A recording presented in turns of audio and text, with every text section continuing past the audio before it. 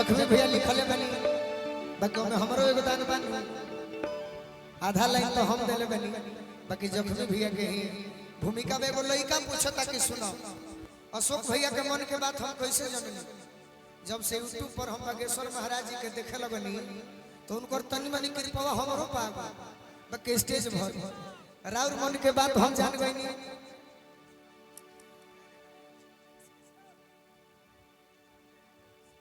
ऋषिकेश राय जी खाली नाम तने भूलाते रेने technology private limited Rishikesh Rai ji के तरफ से डायरेक्टर साहब ते दोनों लड़की के मन के बात हम आजुए जननी है राउरो परिचय में लिखनी है आइयो दोनों के मन के बात हम अभी लिखनी है कि अगर चेहरा दोनों के हंसत बाड़ू बाकी तू लोग की आंख रोता यही से पूछता ए बुचुल अंकल भिखारी चाचा क्या करो बनवलू हो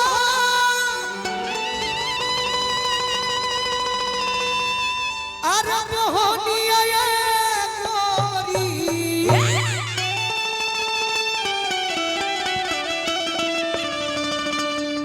दोनों के परिचय है बताओ ताकि कुछ भइल बा हां जी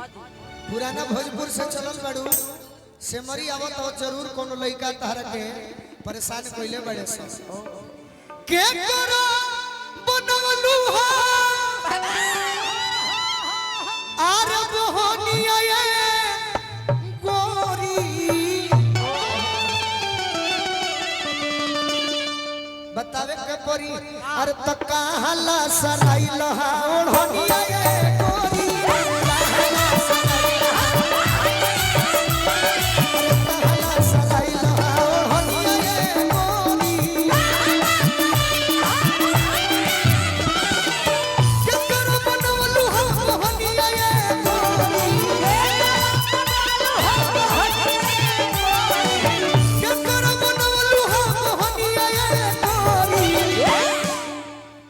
कहला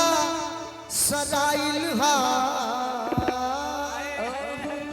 बताइबो कि नहीं थोड़ा बतावे के पड़ी अरे त कहला सराइल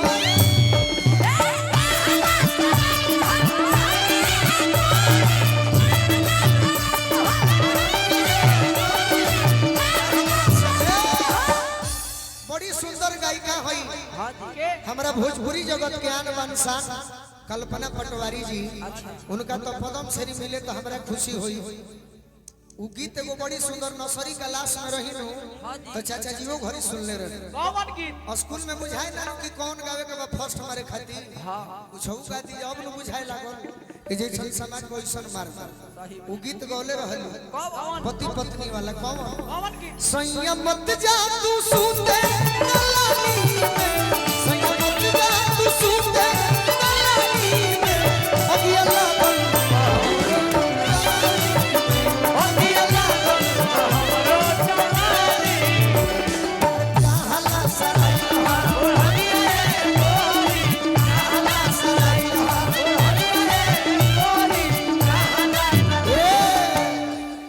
तनी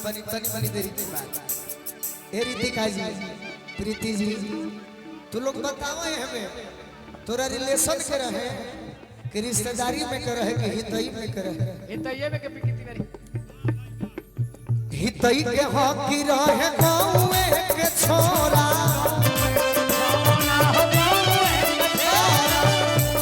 अंग्रेजी में रिलेशन कहल जाला हिंदी में रिश्तेदारी है बाकी भोजपुरी में हितई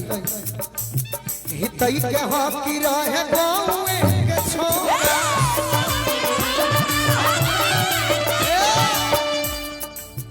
कौन तहर दाढ़ी धोक के खेलल बाहिलो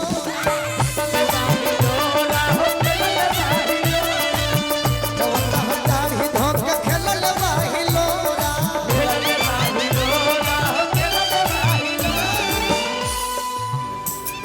लागे झूठ भइल बा अरे मोर तनिया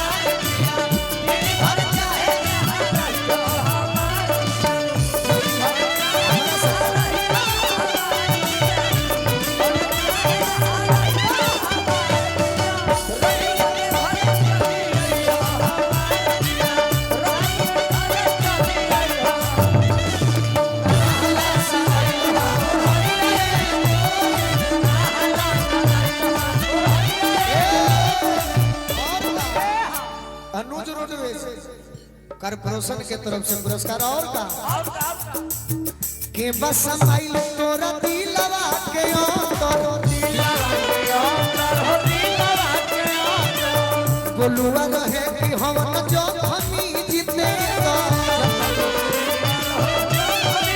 के बस समाइल तोरा दिलवा के अंदर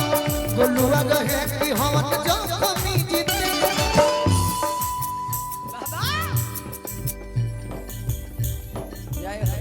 वॉलेट पे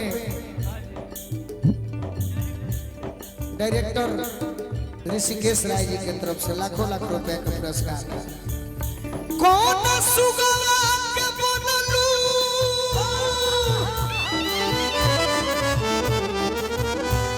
आरे सुगनिया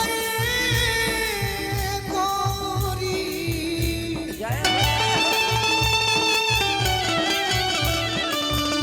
कौन सुगवा के बनलू सुगनिया गोरी अरे तो कहवा लेटाइल बा अरे तो कहवा लेटाइल बा ओढ़निया ये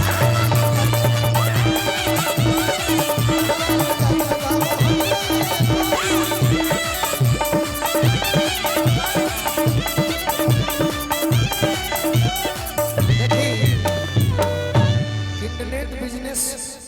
सॉल्यूशन प्राइवेट